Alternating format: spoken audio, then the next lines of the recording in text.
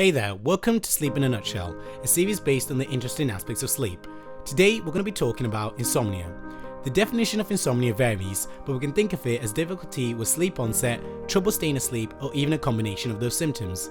We all have a bad night of sleep here and then, but that is not insomnia. What insomnia really is a sleep disorder that manifests itself as not only a nighttime problem, but a daytime one too. This includes sleepiness, cognitive decline, and emotional instability. However, insomniacs can also be very creative. When their minds are tired, they don't censor thoughts, thus boosting creativity.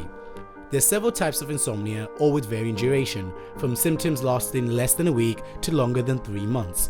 One interesting type is fatal familial insomnia.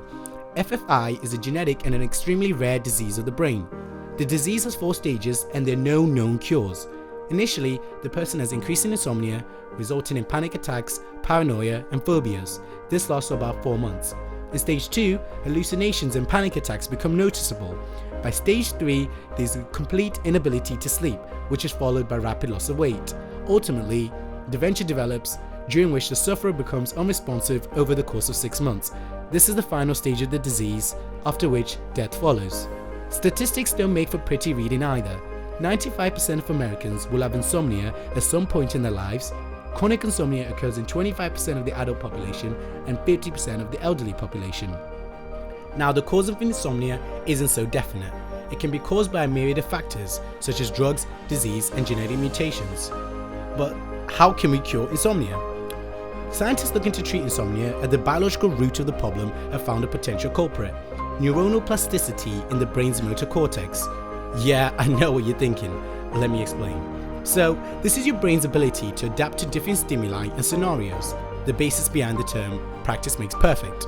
So, we have the intuitive theory suggesting that because insomniacs have impaired cognitive ability, their brains are less plastic. However, a recent study flips this around, suggesting that the motor cortex in insomniacs is actually more adaptable than in a normal person. They hooked up healthy sleepers and insomniacs to electrodes and attempted transmagnetic stimulation on them. Basically, this delivers precise electrical currents to the brain, but not in a shocked Frankenstein way, in a more controlled, regulated, let's study the brain way. Initially, subjects were trained to move their thumbs a certain way in reaction to TMS, and then they trained subjects to move their thumbs the other way.